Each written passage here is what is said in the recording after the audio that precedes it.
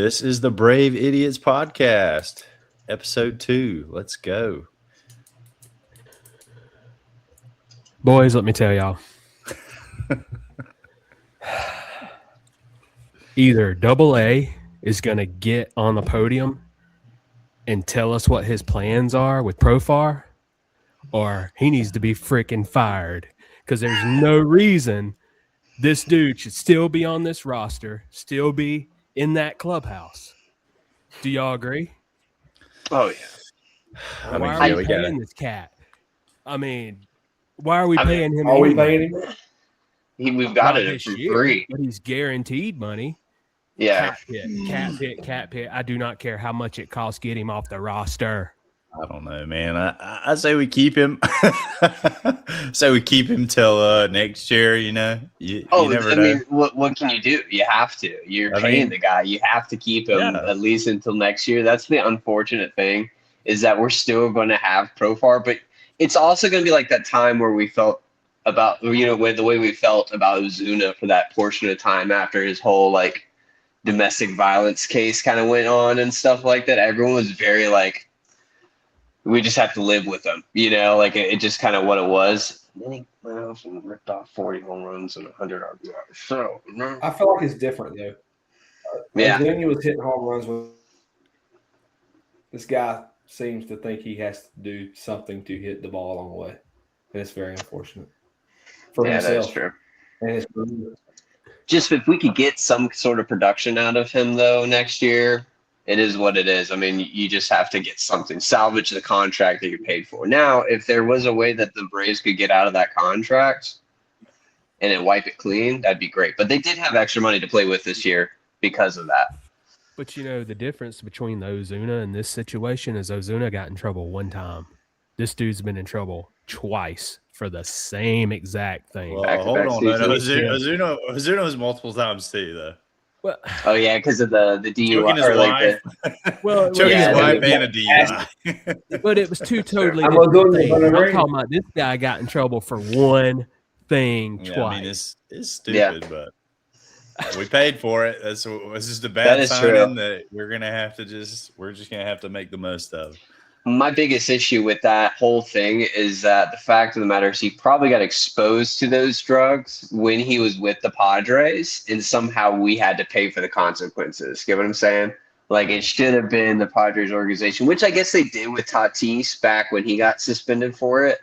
But like, you know what I'm saying? That there's that level of like, where did he get exposed to this? Where did he end up taking it? You know what I'm saying? And it's probably with someone with the Padres organization. But that's my hot take, I guess. All right. I guess my biggest ordeal with it is I was excited about his signing, and it has not. Nothing's came of it. I was pretty pumped about it too. I was like, man, this is pretty good. I mean, you've seen Profar for years, and then he's one of those guys that, along with like Cody Bellinger, played in the Little League World Series and stuff like that, has always been a good ball player from the time he was a little kid to he's still a good ball player, but just sucks. He's on whatever freaking steroids. Yeah, exactly. And the thing is, like last year is we got at least 100 and something games out of him because it was only 80 games.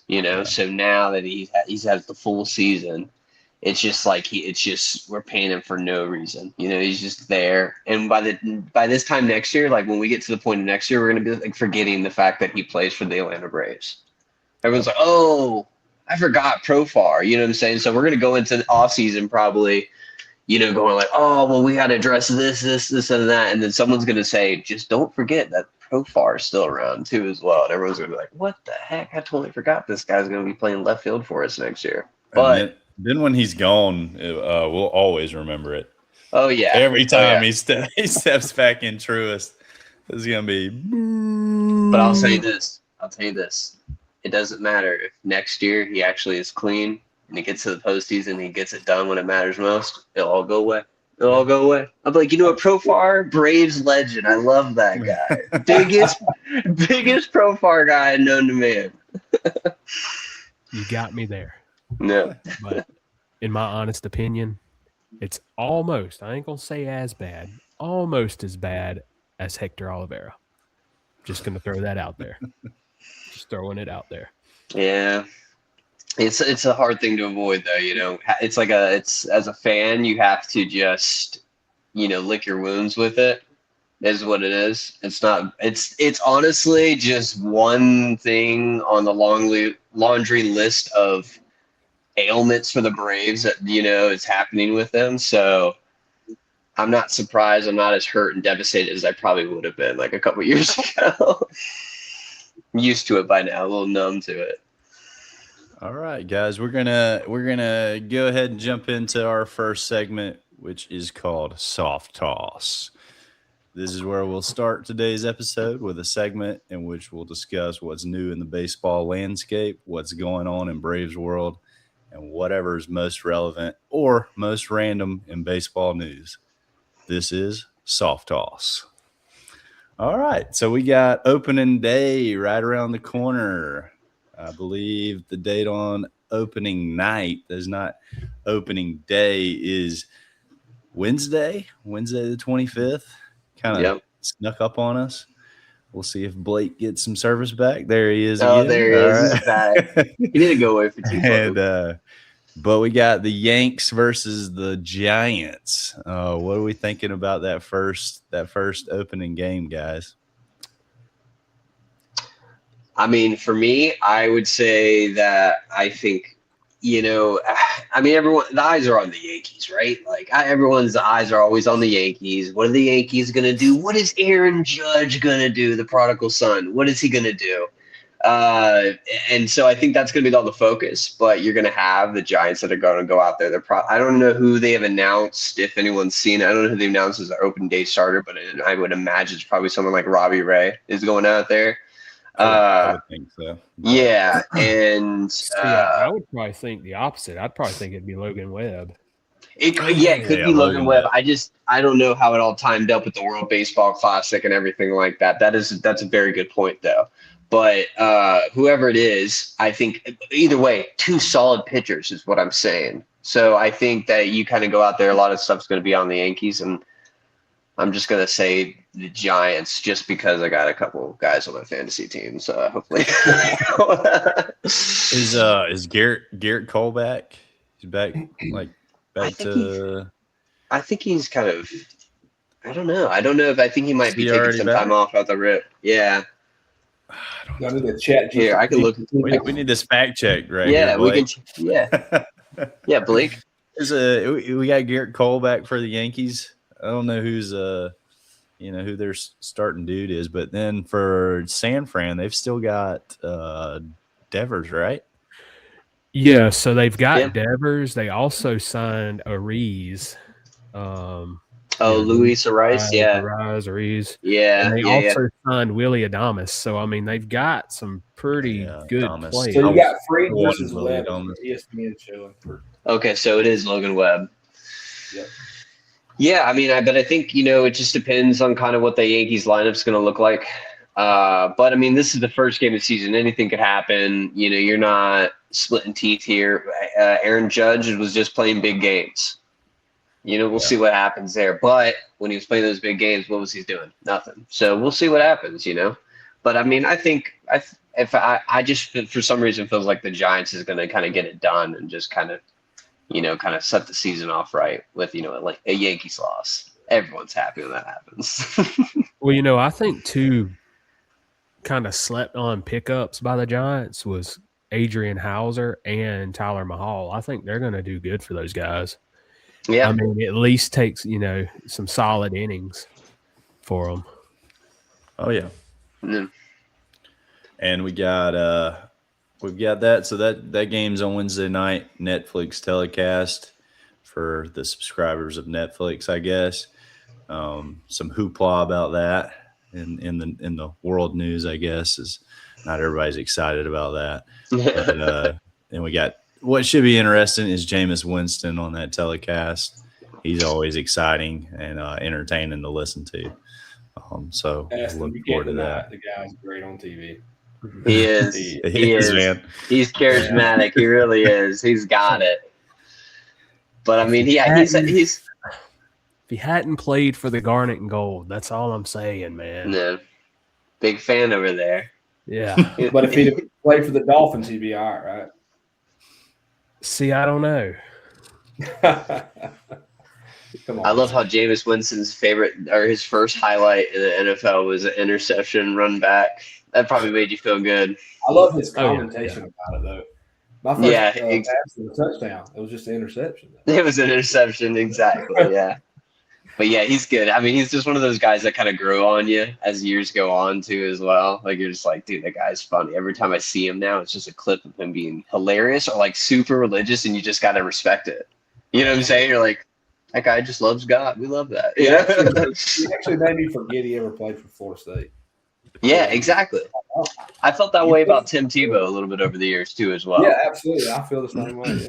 Man, and that's coming from a Georgia fan and a UT fan, you know, so we hate them around here. So that's saying a lot, especially us, growing up during those core years of the Tim Tebow years. Oh, man, what a miserable time to be alive. Yeah. But good thing is that's football. We're talking baseball here. So There you go. And with that note, we'll discuss Braves and KC Royals, baby. That'll be a home opener. 7:15, probably a 7:18. First pitch of Truist. That'll be a 3-game series at home, and then we got the A's right after that. So Bobby Witt, and then we got to deal with those young studs out there from Oakland. Nick Hurts. Yep. And Langeliers, who I drafted. Yeah. Oh, yeah. Former Braves legend. Man. You got lucky. I almost, if I hadn't got Will Smith, I was taking Langeliers. Yeah. I also thought you picked Soto. That's how far behind I was in our draft. So. I was just trying to keep up with the catchers, and I was like, once either Langeliers or Baldwin goes, I'm picking whichever one of those two is left. Yeah. So I mean, it's one of those things where you like. I felt that way when I was going through my draft. Is that it felt like there's a certain point where you just go like, I don't know which like what's the move, because nothing's like completely. I mean, like you get the first pick of the draft, you're picking Shohei Ohtani. There's nothing more sure you can be of, right? Like you're just ready to go. Whereas every other pick, like once like when you get to like mid-level, you're like, okay, these picks still matter, but like, that's when you have to start taking some chances and risks. But I think Will Smith is a good pickup, though. What about Shohei? I mean, he's all right. He's all right. Yeah. He's all right. He's Shohei. Sure. As long as you can spell his name, he'll be fine. What y'all thinking there? Chris Sale's getting the start. Obviously, he's our day one guy. He's still got his stuff. I hope so. You think we can get it going day one? I think, I think that with Chris Sale, it's all about his health. It's all about his age. Every year that kind of goes on, everyone goes, is he going to hold up? Is he going to hold up? But the thing with Chris Sale in the get-go, a lot of his injuries were like self-harm, if you will. Mm-hmm. Like he broke his hand punching something, you know what I'm saying? Like he fell off of a motorcycle, like stuff like that he did. It wasn't from his body, like just saying, no, it wasn't a giving up. So I think that there is something there. And until he was like the wheels come off the tracks, why believe anything else? You know what I'm saying? You still see Justin Verlander out here putting up great numbers in his 40s. So who's to say that, 37, 38-year-old Chris Sale can't do the same? Yeah, that's true. Yeah. But who's Oh yeah, let's kind of go ahead and jump into this next segment. Yeah. Because we're kind of just talking all Braves, baby. Oh, and yeah. so that leads us into Chop It Like It's Hot. Chop It Like It's Hot. In this segment, we will chop things up, discussing all the Braves news and everything Braves fans want and need to hear. So, boys, let's shoot it over to Aston. How are we feeling about this going into the season? maybe what's your opening day lineup? What do you So, think we're looking like? I'm feeling so right now. I think it's all going to hinge on the pitching staff, on how it kind of, takes shape. But my opening lineup, and y'all will probably be right there with me, is going to be Acuna batting first. Okay. All right. Baldwin second. Olsen, Riley, Yaz, Albies, Eli White, Dubon, and Michael Harris holding up that 9th spot. Rotation, I think they roll with 6. I mean, they probably will. And, I mean, Sale's going to open it. Yeah. Lopez, then Strider, Holmes. I think Didier is going to probably roll in the 5th spot. I just feel it. You feel that? I feel it. Yeah. They keep saying he's going to be a long reliever, man. I just feel like he's going to be the guy. But, of course, then Bryce Elder is going to be there eating up innings. So, yeah. That's true. What was that? I got you down to Yaz. Who'd you say in the 6th spot right there, Aston? The 6th spot was Albies. Yeah. And then you got Eli White after Eli that. White. And then Mike Harris. Dubon and then Dubon and then Mike Harris. Yeah. Honestly, I'd echo that sentiment, honestly. That's you have to go. You got to go Michael Harris at 9. If you look at his numbers in any other spot other than the 9 hole, it's crazy. When he gets in the 9 hole, it's his production just shoots to the roof. Yes, that kind of sucks too. Yeah, I know. You want him up I mean, there, like but you gotta want him like right there. I mean, if he's not at the top, I mean, he's not going to be at the top of the lineup. Yeah, for sure. Yeah. But God, you wish he could bat like right in front of Albies or behind Albies or something right there. Yeah. Yeah. Oh yeah. You'd probably. I mean, ideally, you would probably want him in that 5 hole or something like that if you could. But yeah, that's just kind of the way I mean, but I think, gosh, it's just all about them playing to their potential. That's all it's all about, Like it's really that lineup on paper looks amazing. I have nothing but, and then it gets better when Kim comes back. Yep. It gets better. So I echo that sentiment. Have y'all heard this chatter though that Dubon will be the guy who just when Kim comes back, Dubon will just be so good that we won't even want Kim at that point. I've heard that from like some MLB Network stuff. So I either see I could see that if Dubon kills it. Now, if Eli White isn't really doing that well, I could see them kicking Dubon out the left and kind of platooning him and Yaz out there. But I honestly feel like Yaz may be more of the DH most of the time. Yeah. Yeah, and then Sean Murphy comes back at some point. Yep. Yeah, so I mean, that's why I said that's on paper. It's great, but it gets better as time goes on, but I do think with Dubon, the good thing about him is that defensively you have a rock solid guy, utility wise, and I think that as you've seen with the Braves over the years, having someone else that's consistently a good backup. That goes a long way for the Braves when they're having these dinged up moments because it always seems like there's just one person on the IL. There's always like that full lineups that's not there. So having a guy that can play those multiple positions, take them all day. Good signing. Yeah, completely agree. How do you guys? But real quick on this point about this starting rotation though. I know we talked about the lineup, but the starting rotation, you said that you had Sale, Lopez, Strider.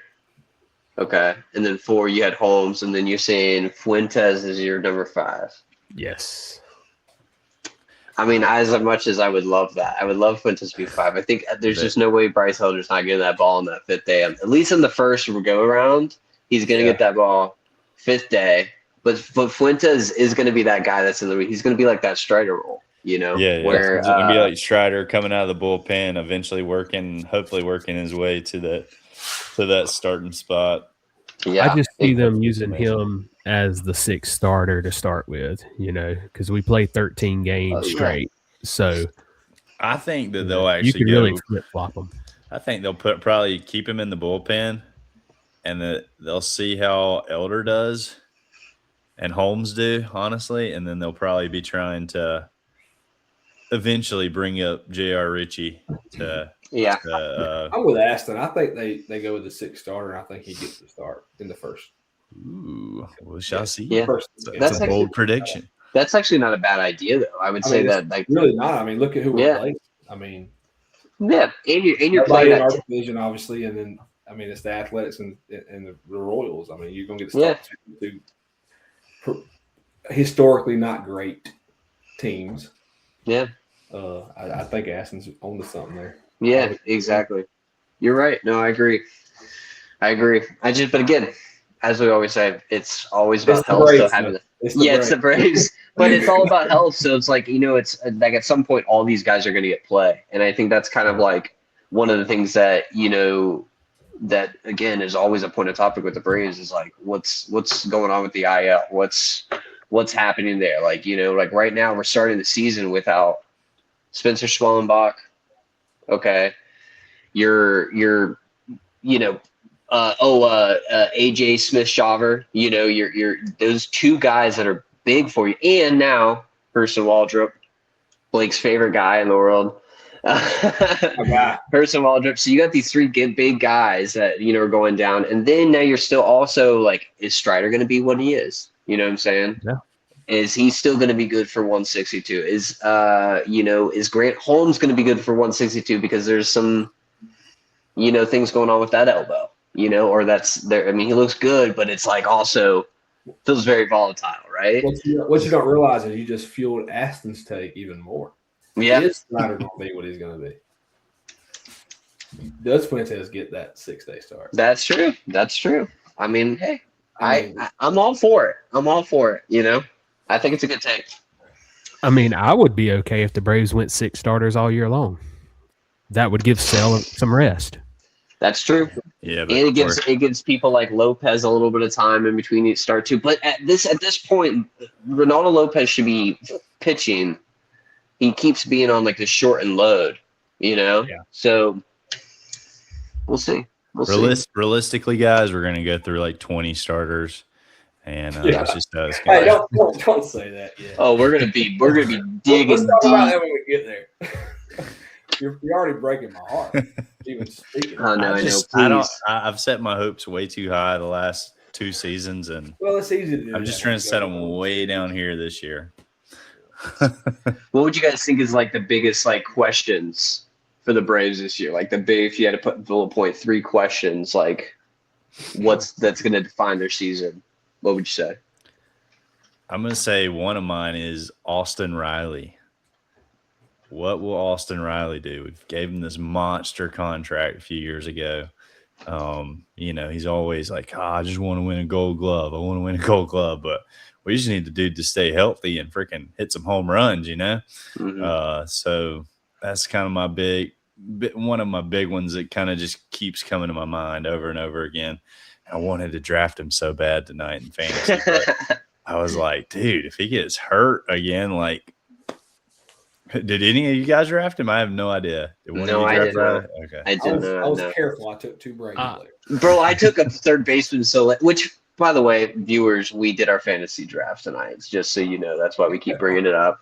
It's very fresh in our minds, but I drafted a third baseman so late in the game because I was like, there's so many like utility guys that are out there that are really good off of the waiver wire that are third baseman. And I've realized that over the past couple years. So I was like, I'm going to let that kind of linger out there. But now I'm like sitting back, I'm like, dang, I got Matt Chapman. I don't know what's going to happen there. Hate Matt. I was like, if it gets down to me getting Matt Chapman again, I've messed up. So I was like, if Eugenio Suarez is like there, oh yeah, and I'm getting him because his stats were freaking like his average isn't great, but the dude hits freaking home runs.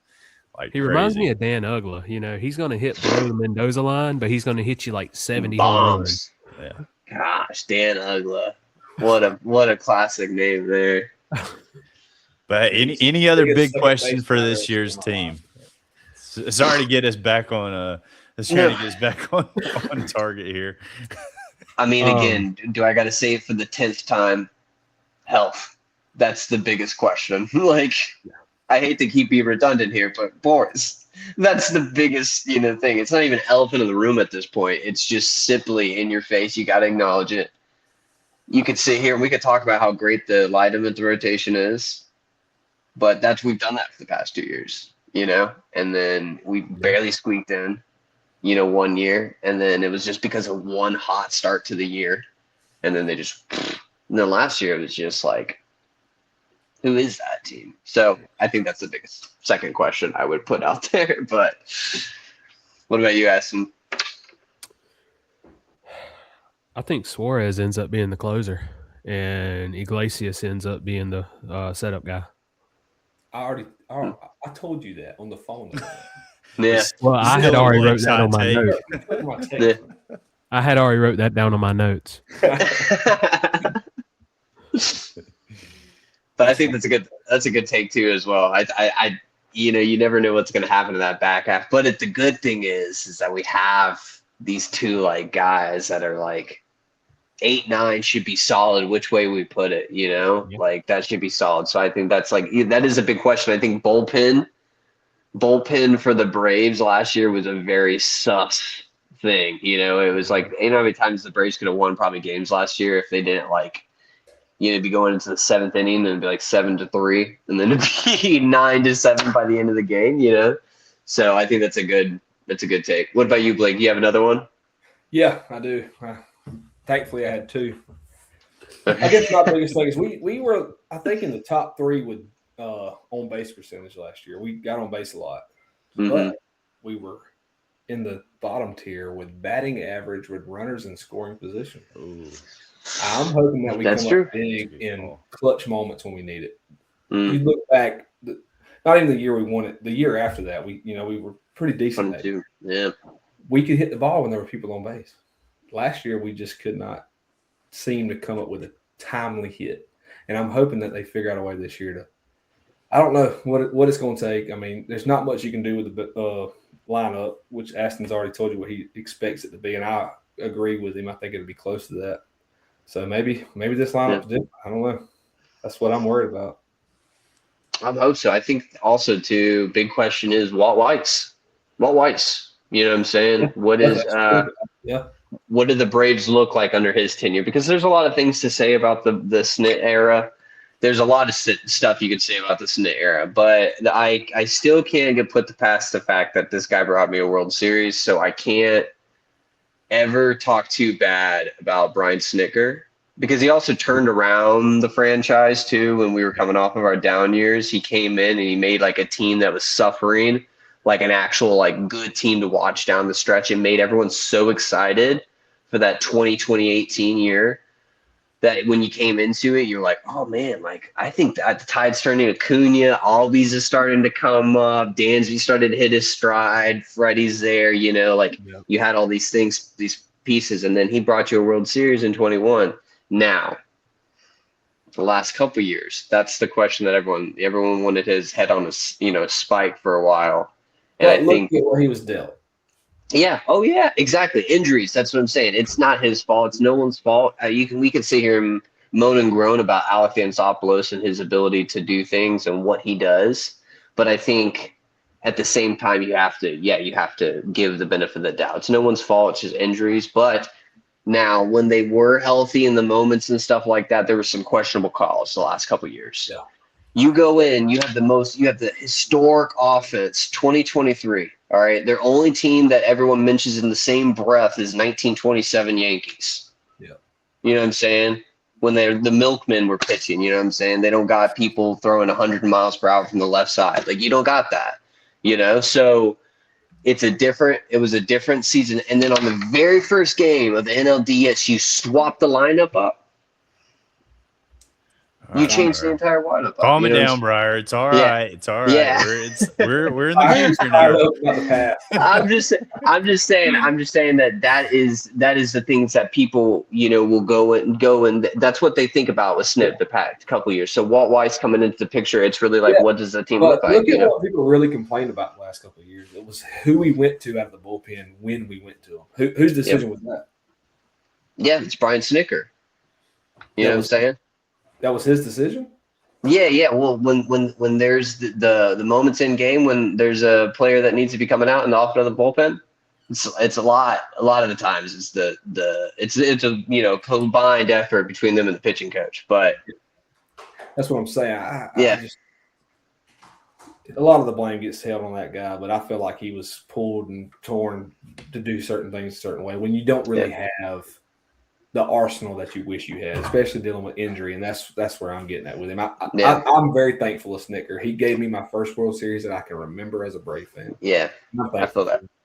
I respect that. I definitely do. But yeah, he needed to go. It was time.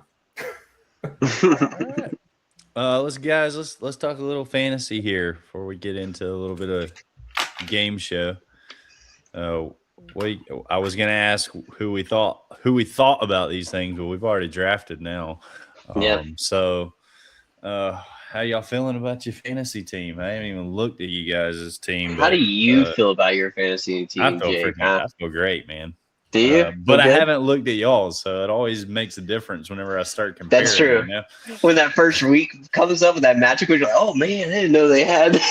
You're looking like, dang, okay. I'm feeling all right.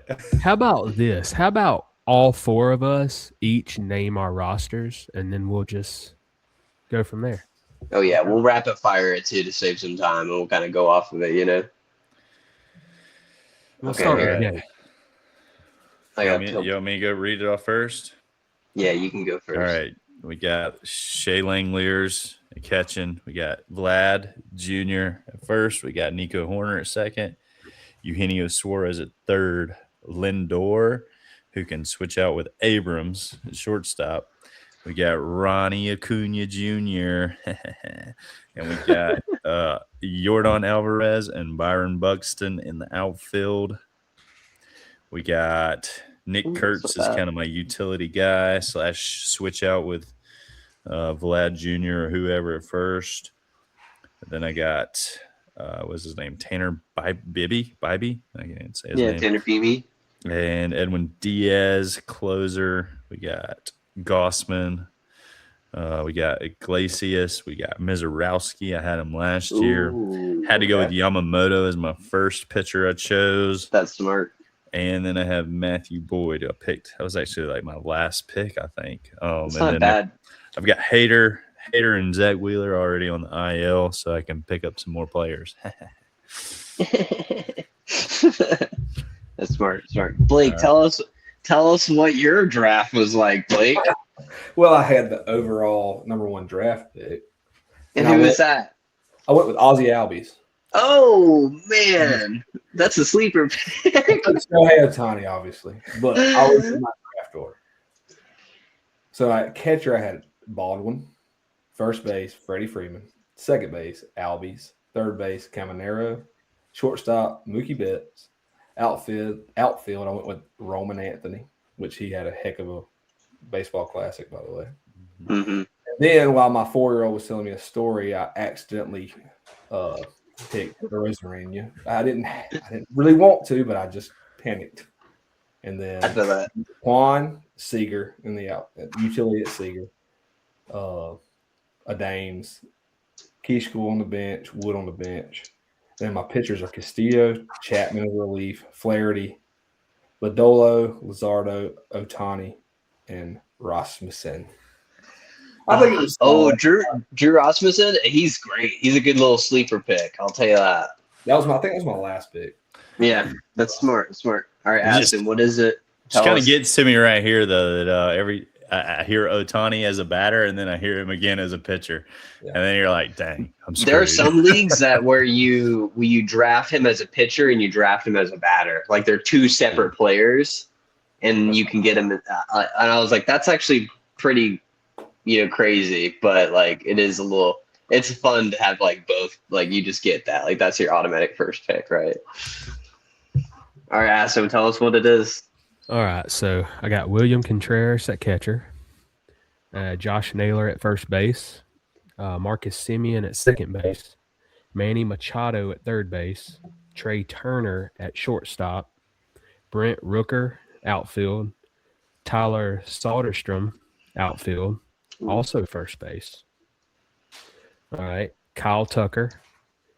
I picked up Kyle Schwarber as my DH. That's a good one. And I've got Jonathan India sitting on the bench because he plays a bunch of positions. Ooh, yeah. And then I got Paul Skeens, Bradish, Yuri Perez, and Framber Valdez, and Mackenzie Gore. And then Jax, Pagan, Cade Smith, and then I've got Hoffman sitting on my bench. Ooh, okay. All right, boys. I like I said, I'm going into this. I felt hot. I sent a text earlier saying that I went in hot. I felt like I was killing it. Like in the first couple of picks, I was oh man. And then about halfway through, I got lost. I was like, oh no. I feel like my strategy is I started looking at where like what things were available because I had this thought process of how things were going to go. And then it really got me out of sorts. But then I picked it back up. I felt like, all right. So at catcher, I got Will Smith. Okay. Like we said earlier, good pick. Number 2, I had for first base, I had to go with my guy, Matteo. I just think that he's going to hit bombs this year. I don't know why. Spring training gave me I think me and Blake talked about it before. That spring training Matt Olson, if he's out there, I'll take it. Give me another. You're welcome. Last year he was doing terrible, and I gave him to Aston. I think I gave him to Aston. I was like, he's been terrible for me. I drafted him like second pick or something like that. So I was like, no, I felt like that was enough. I gave him to Aston. He hits a home run every day for the next week. So I was like, if I pick him, he's just not going to do good. Didn't I trade you Jorge Polanco for him? Yeah, I dropped the guy like immediately. Yeah, exactly. Like 2 days later. I was like, I'm either because I was going to drop him. I was like, I was tired of him like doing terrible. So I was like between him. This time I was like, do I get Olsen again or do I get Vlad? And I was like, I'm screwing Olsen's season if I pick him. So I was like, I'm not I saw that. I saw that little drop back. I remember seeing you pick that actually. But yeah, no, I got Matt Olson because I just think he's going to hit bombs. Bryce Terang, I just think he's one of the better offensive second basemen, so I just had to go with him. Matt Chapman, we've talked about that. Never know. You never know. Bobby Witt, I felt great. That was my number 1 overall pick. I thought just multifaceted. I just feel good about that one. Corbin Carroll, same way. I think dual threat kind of like gives you multiple points. Outfield, Julio Rodriguez outfield, another dual threat kind of guy. And then I went with Mike Yastrzemski for that last outfield spot because I was like, you know what? Let the guy just hit bombs. I hope he hits bombs this year. I hope he hits 30 or at least 20, and I'll be happy with that. I think utility guy, I went with Yanni Diaz just because I wanted some average. I think he's always been consistent. Now my pitchers, I have Jacob deGrom, George Kirby, Tyler Glasnow, Ryan Papat. I don't know how to pronounce it, but I had him last year. Tampa Bay Ray, amazing. Devin Williams was my only reliever one of my only relievers that I went with. Then I went young approach, Cam Slitter, Chase Burns, coming off of an injury year, but was slated to be great. Shane McClanahan from the Rays as well. And then Brian Abreu from the Houston Astros for reliever. So I'm feeling good. Feeling good here. Pretty good lineup for the defending champ trying to come back and win it again. It's always easier whenever you are a defending champion coming back into the league because like you've got your favorites who did so good last year. Oh, I know, but like, that doesn't mean that's gonna happen. I was like, I didn't really have any. Like, I did not do great last year, so I was like, this is just a I feel like clean you have slate. half the pitching staff I had last year, Briar. Yeah, I had a good pitching staff, but I had nothing else. Yeah. Oh no, I actually remember. And then it was. I remember there would be moments I'd be playing. I think it had to be you because I remember there'd be some people I'd be like looking at it, be like, why are they like 8-8, and they have freaking like a stacked thing? Like, what's going on here? And I don't know, it was like maybe your lineup or something like that. I just was My like, lineup was awful. My pitch yeah, was- they would strike out or something like that. So you do like negative 10 points. I remember Aston texting me like, "Why is your pitching staff so good, but you have nobody who can hit on your?" Yeah, I'm like, I don't know what I'm doing. it's Literally, a collective effort. I was That- going back and forth to the board, looking to see who you and Aston was drafting in each round to see what kind of players y'all are picking. I was like, Yeah. I'm a good outfielder this round too. Yeah. Yeah, no, I will tell you this, the first season I joined with you guys, I had no concept of what fantasy baseball was like.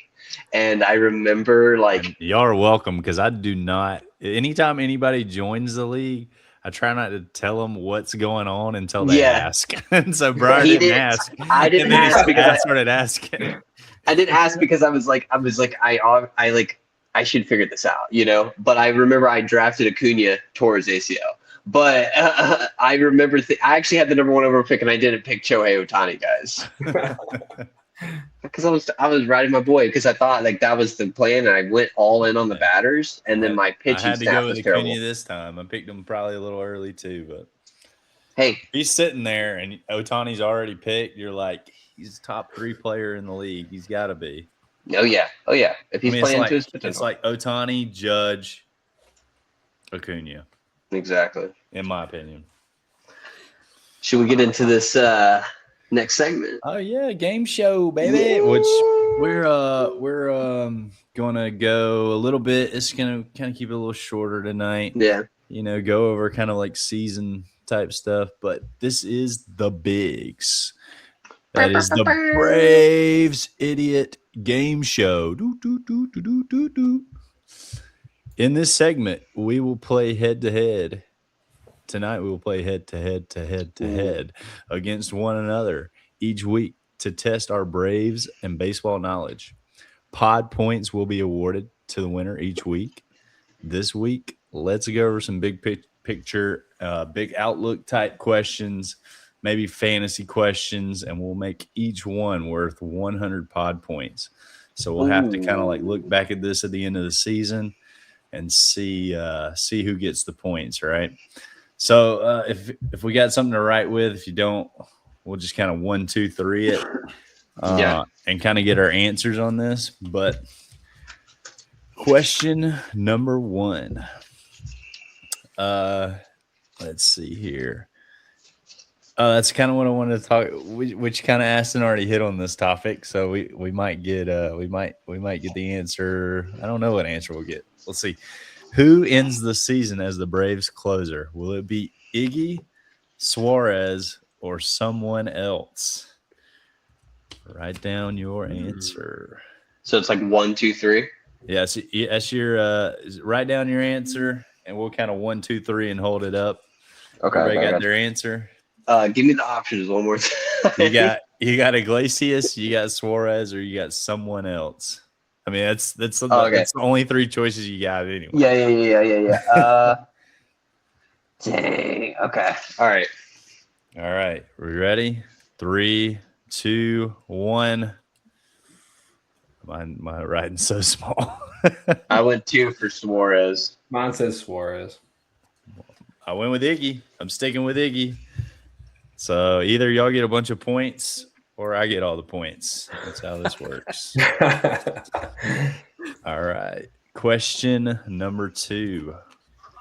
Which player will get the most fantasy points this season? We're going outside of Ohtani. Who gets the most fantasy points this season? Ooh. That's a good question. Ooh. I mean, who am I from? Like, what are we doing here? Are we just gonna write the name down? Yeah. Okay. I mean, yeah. All right. All right. 3, 2, okay. Well, never mind. Go 2.5, 1.5. Go ahead. 1. And what's our answer, guys? I'm going Judge as well. All right. So Aston's the odd man out on that one. I was Judge. All right. Okay, so wait, how we scored this again? We'll look back at this at the end of the season. We'll see who got the answer right. We'll give them 100 points. Got it. Yep. Blake, write that down. Blake, write that down. Yeah, Blake, write that down. Yeah, he's writing it down. I am writing it down. All right. Which Braves player will have the most points this season? Which Braves player will have the most fantasy points this season? That's tough That is a tough question. because It's all you know about who health. you hope it is. Yeah, it's all about health. This is going to be a biased answer. All right, you ready? 3, 2, and 1. Who we got? Matt Olson. Mine says Olsen. Oh, See, All right. Matt Olson, just for the fact of matter, is not even because I'm not even wishing any bad juju on my boy Acuna. I'm just straight up saying that, like, I think this guy's going to hit a bunch of bombs. All right. I agree. We'll see. So I We'll just see. feel good about that. Anyway. All right. Which MLB pitcher gets the most points? And we might already have an answers from who was it? Aston off the last yeah. one. But Easy. which pitcher will have the most points? MLB pitcher with the most points. And I'm going to hate it for myself, at least. All right. 3, 2, and 1. Paul Skeens. Oh, I went Scooble. Paul Skeens. 2 skoo balls, 2 skeens. How about that? The reason why is because it's Paul Skeens. He has a mustache. I like it. Yeah, I hope Fair. it's Strider though. Fair. You'd think that the facial hair guy would like the facial hair guy. You I know? was gonna pick Strider, but he got picked before I was about to pick him. Oh, So, dude, I was thinking, I was putting Strider on my ooh maybe list, like, oh, that's gonna be a little sneaker right there. But then someone picked him up, and I was like, of course, in a Braves fantasy draft. All right. Which Braves pitcher will get the most points, fantasy points this season? That's a good question.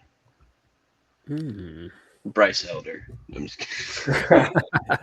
Don't steal my answer, bro. Yeah. Oh man, I was it's actually right kind of tough. It's gonna be a kind of a hot take here. That's gonna be a hot take. I think I know what your answer is gonna be, and I think I might match it. I might have already matched it as well. We'll see. You ready? Yeah. 3, 2, 1 it. Just because a hot take. Yes, that's what it is. I knew it. Come on, Aston. Let's go. I knew it. What'd you have, Blake? I knew it. Who'd you got, Blake? I think it's going to be Lopez. I think him being Oh, the day 2 starter, That's I think he good. gets it. that was a thought that went in across my mind. I went with Strider, guys. That's smart too, as well. But me and Aston, the moment he said this is gonna be a hot take, I was like, I think I know exactly what he's gonna say. I like it. It's fun. All right. I hope we're right. Let's see. Next question. Need them points. Who will make the playoffs? This is kind of three questions in one right here. Okay. Which four teams will make the playoffs in our fantasy league? And then tell us who you think is going to win or be in the championship and win the championship. Hmm. So what four Okay. teams, what 4 guys are going to be in the playoffs? Can I check like our Loki? Just want to see. Yeah, like that might be a good idea. Do a little research first. Okay. Here I can tell you guys just right off the rip, like playoff percentage chance off the rip, based off of our draft. Does that sound good? Go Let's for roll. it. Okay, so Jacob has a 50% chance for the playoffs. Griffin has a chance of 56% of the playoffs. I have 41%. Tyler, I don't know, how do you pronounce his last name? Dismuke? Dismuke, okay. Yeah. Dookie. yeah. 59% actually, 59% playoff chance. We got, I guess it's Boone, right? Yeah. Boone, yeah, he got 45%. Blake has 47. Aston has 48, and then Blake Jenkins has 56. Yeah, I gotta look at Blake's. That's why I look at Blake Jenkins' roster real quick. Yeah, that's actually a good pot. Oh, he got Judge. Oh, And he That got makes- He's got Pete Alonso. It's pretty good. I don't know. That lineup's looking a little sus for me. Kettle Marte. Actually, no, That's pretty dang good. bro. It's looking a little sus for me. I know who exactly I'm going with. Yeah, I know who exactly I'm going with. the pitching staff's a little weak on his roster. But, Yeah. That's what I'm saying. I know who I'm going with. Let's see. Just because one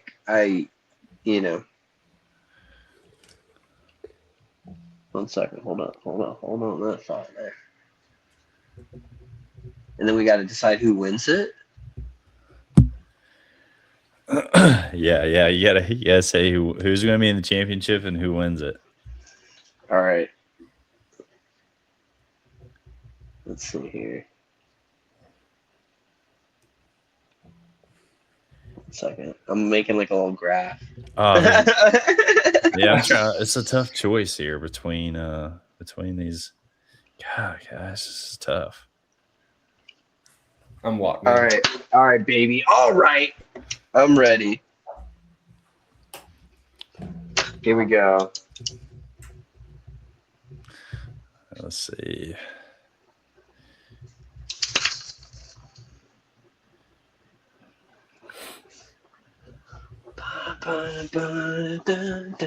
Jeopardy music. All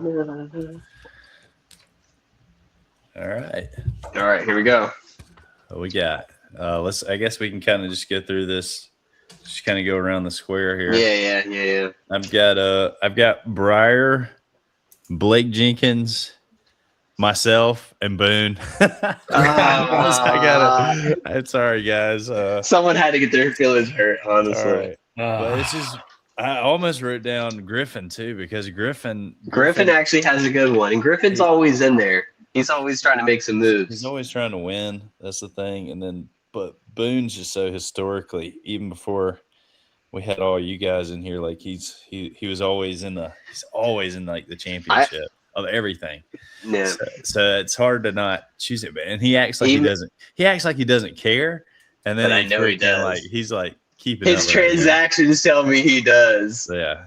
He cares. And All then right. I've got me and you in the championship, Briar, though, and I'm taking you down. I'm taking you down in the championship. I voted me to win it. Of course. All right. Who's going next? Aston's got to go. Go for it. So actually, I have us four in the playoffs. Okay. That's so sweet. But it's going to be a rematch between me and Briar. And Briar, you going down this time, baby. Going down this time. Oh, man. Damn, everyone's coming for my head, huh? All right, Blake, what do you got? So I had you, Briar, Aston, Boone, and Griff. All right. Ooh. Okay. Who do you think's going to the championship? Aston and Boone. Again, Okay. What they faced off with, not last year, year before last. But the year before that, yeah, I think so, yeah. I think Aston's going to finally pull through. And win. He's going to pull through? Got me as a sleeper. Aston taught me Yeah. how to do this at the end of last year. I went on like a 9-game winning streak. Okay. He's coming for it this year. Okay. I better watch out. But you want to know something? I knew that. I kind of just subconsciously knew that. I was like, for some reason, Blake this year, he's the sleeper pick. Not a lot of people are paying like eyes on him over here. You know, so Thanks to the guy with the beard up there.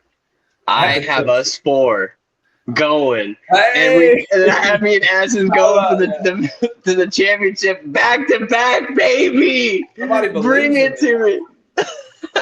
Nah. Hey, if it's the agenda, it's the storyline that I want, maybe not the fans want, but but I love that. It's gonna be fun though. I honestly love playing it. When it gets down to the get-go, when it gets down to playoffs, it gets a little like tiresome, like focusing on it. But every day. But I will say, like during the season, it's really nice to just get that flow of like plugging and playing your players. It's so nice. It's gonna be good. I'm excited for it. Well, I'm gonna actually skip some of these questions that we'll kind of hit some of these next week maybe. But what we'll do is we will what I want you guys to do real quick. The last question, we will do this, and we'll kind of talk about this first thing next time, is what is your week 1 record for the Braves? We'll go like Friday to following Sunday, and I'm going to kind of tell you how many games we got there and who we're playing. Yeah, tell us who we're playing. So we know we got the Royals and the Athletics, those first two series, right? So that should be the first week, right? Yeah, but I'm gonna kind of carry us through. I'm gonna say one more series, I think. Okay. Which is we play the A's and we play the Diamondbacks. Diamondbacks at So that's at a Arizona. 4-game series with the Diamondbacks after those first 2 series. So we got 6. We got 10 games. That first 10 games. What is the Bravos record for first 10 games? You can write that one down. We'll just kind of share it real quick. What we think.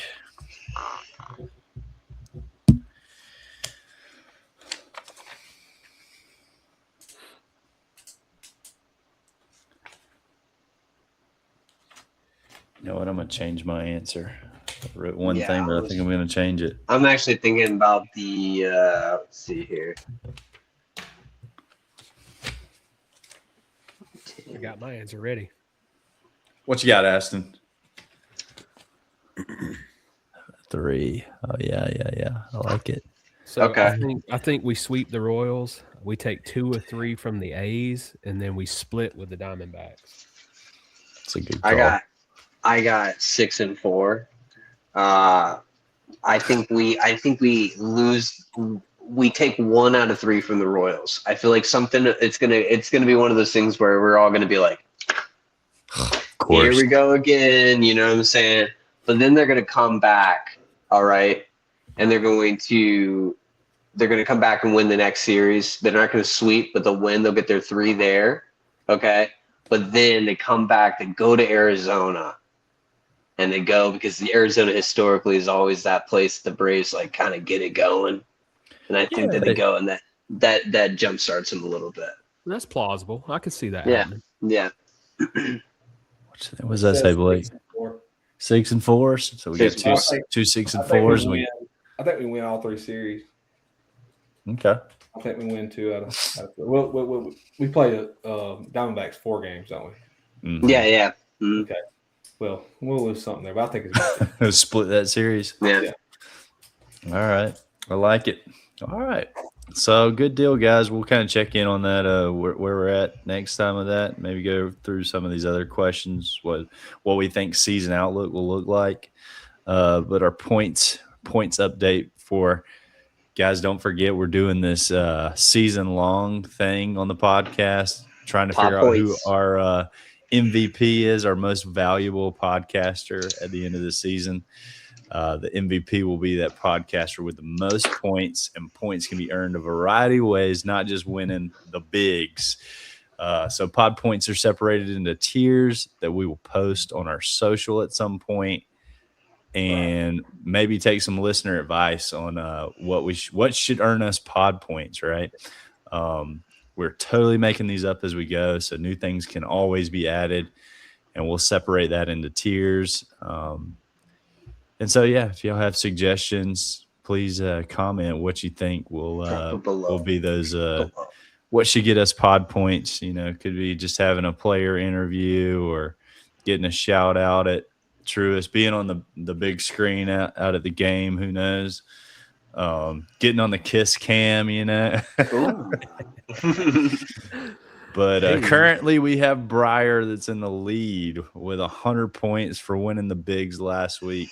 And we've got Blake sitting in last place for negative 25 points for missing the pod. I should get points. I was at the Players Championship. Cam Young, he finished it off. That's true. It's a reasonable excuse. 5 points at least. You can redeem yourself by getting Hurston on the podcast or something like that. Yes. We'll give you the first player you get on the podcast. We'll add 25 points. 25 for getting a famous person on the podcast. I'm saying we'll add that.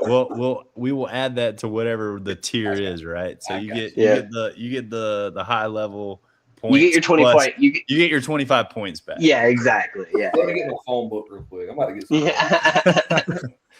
Yeah. man. We're hitting our last segment here, guys. This is the Diamond Detour. This is just a short segment we'll do each week discussing anything non-Braves, nor possibly even baseball related. And we might even get some barking out of Blake down there. And so this week we got the Hawks. Maybe we talk a little bit of Hawks, March Madness, whatever you guys want to talk about, man. So I want to talk about how the Dogs beat the Volunteers. Oh man! Oh Oh yeah, that's a good one. Goodness gracious! That was an amazing catch. I meant to mention that last week because it was the same. It was on Sunday, right? Yeah. So that was. I needed think the Blake worst here to remind us. Yeah, I think the worst part about that was the bat flip. Honestly, I think that the bat flip, and then it turning out to be a robbed home run, man. I love the energy that the Vols give baseball wise. I love their attitude. I love it. But when something like that happens, it just makes you go, oh man. Hey Briar, since we've been on almost the same wavelength tonight, I'm gonna defend you a little bit. Hey Blake, you remember that Troy series? Oh man, my knight in shining armor. The Dogs lost by 25 points. Hey, you know what? The one thing I can brag about just right now, because it just happened, was at least my balls are in the Sweet 16, baby. That's all I know. They were a 2.5 point favorite and lose by 25. Jeez, man.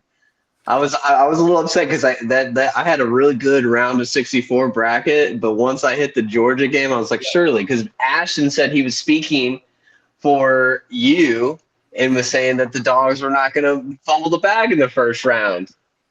Hey, there's one thing you don't do is you don't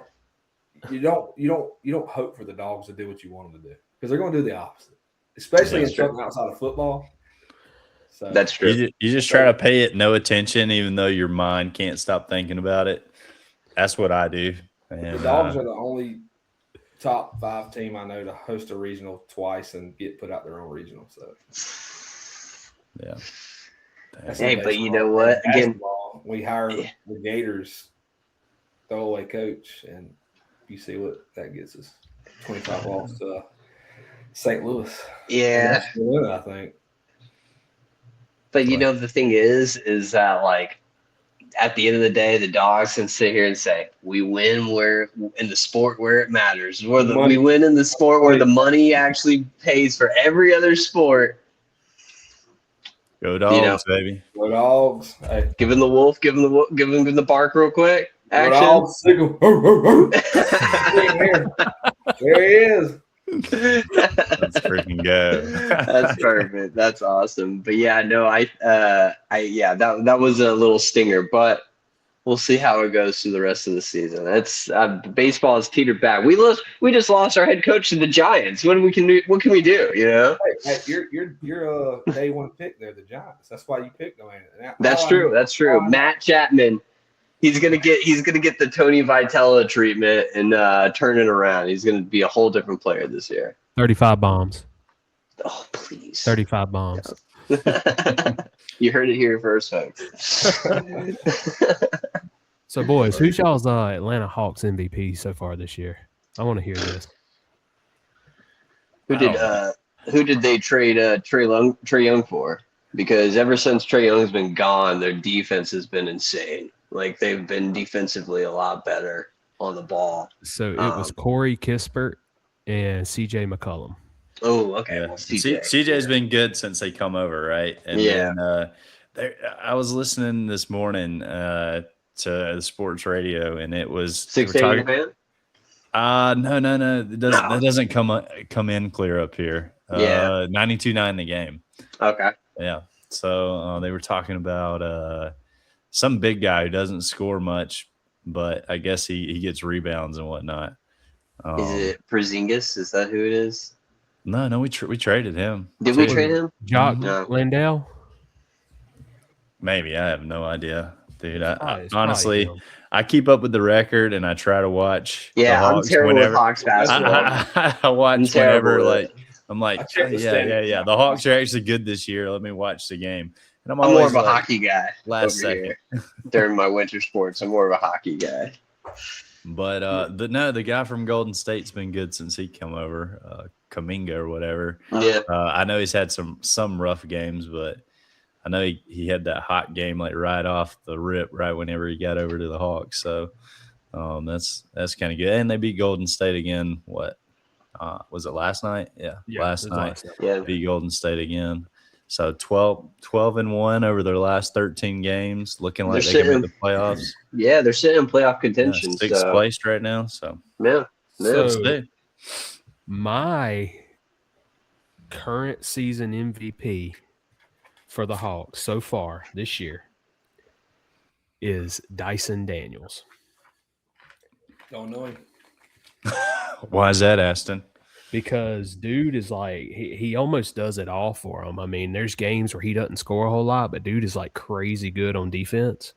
But then you have games like last night, and let me pull because I want to say he scored like 28 points, but he led the team in points.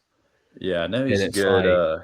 They were saying he was going to have to kind of transition roles after or I guess once they traded Trae Young, because he's always just been I don't know, like the defensive guys, had the most steals or whatever last year. Yep. And he's kind of having to do it all. But I guess they're kind of surprised because, you know, kind of these other guys that they weren't, I guess, expecting to do what they're doing is kind of filling in those roles that he was going to have to do. So yeah, he had 28 points, 7 rebounds, and 6 assists. Nice. Yeah, he seems like a cool cat. Australian, Yeah. right? Yeah. Yeah, I can't speak to the Hawks MVP personally, but I just, from what I hear on 680 The Fan, I do know that the defense has gotten better. It does seem like offensively they play the ball more because they don't. I guess, you know, when you have someone like Trae Young, he's going to be running the point, he's going to get the ball, right? Yeah. But sometimes when you remove that, you start divvying it up and the offense starts going a different way, it usually could be. I mean, I don't think anyone's going to sit there and be like, listen, if we could have Trae Young, like we're going to, you know what I'm saying? Like that makes your ball team better, you know, but it's also something that what they did when they traded him, they also kind of got it out. I mean, you know, not to sit here and say anything like too bad, because I don't know what's going on in that room. But he kind of seemed like towards the end, you know, his attitude was rubbing off a little bit. You know what I'm saying? He wanted out, and, you know, it's not good for your star player to be feeling that way when you're trying to, you know, play meaningful basketball, you know? Right. And we're seeing this kind of just a team. It's a team thing, right? You gotta just have a good team. And right now we're looking like a pretty dang good Hawks team. Yeah. I mean, they're up to like, I want to say they're up to 6th in the standings. Yeah, 6. 6. They're all kind of tied right there, like 6, 7, 8, 9. It's pretty close. Sitting right there with the Sixers, maybe. Yeah, the Sixers, but they're like, you know, they're a top 6 seed right now. So I guess it's in the playoffs. Let's go. Yeah, keep it going.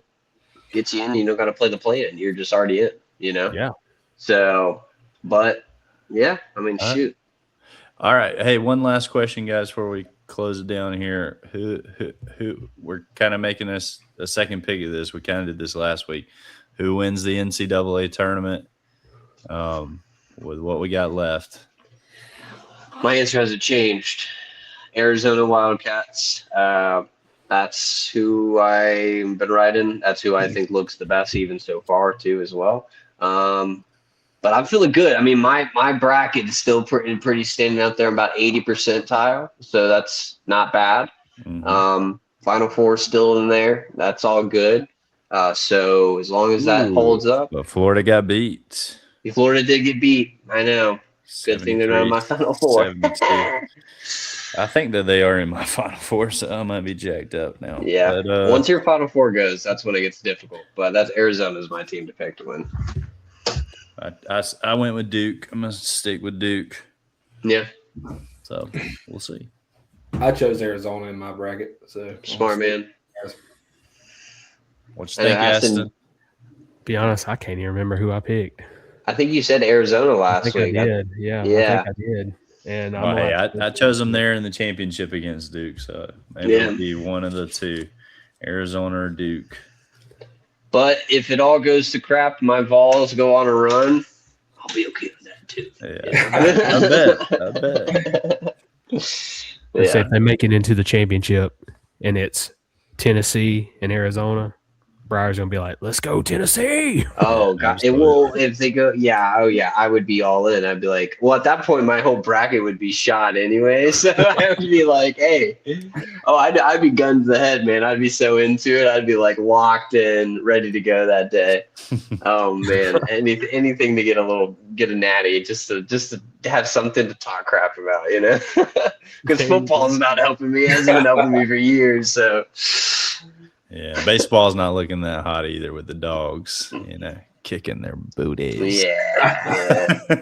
Hey, I got that a couple years ago. So I need you to bark one time, Briar. Just bark at least. I can't. It's against the code. It's against code. Yeah, it's against code. Even though our mascot is a dog. Hey. You know what I'm saying? So. It's a dog without bark, right? Yeah. They have an annoying bark. Trust me. Goodness gracious, they go off. But yeah. All right. Well, you guys want to wrap it up? Let's wrap it up. Pod. Good job, guys. Farewells, everybody listening. Yeah. Please join us next week. Please follow, subscribe, whatever you got to do. Comment below. Let us know. Let us know who you think's going to win the Podcaster of the Year award. The MVP. MVP, yes. Most valuable podcast. Yes. There you go. We gotta keep our segment straight, like at some point we're gonna have sponsors. That's true. Everyone has to know, guys.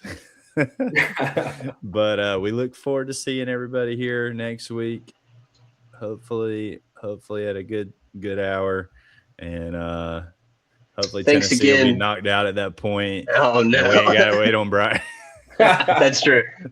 We've got recording a little late, but I will say also thank you for all the people that have supported already and following our socials. That will be also linked down below in the channel, so go follow as well. Absolutely. All right, we'll see you guys next time here on the Brave Idiots Podcast. Beep, beep, beep.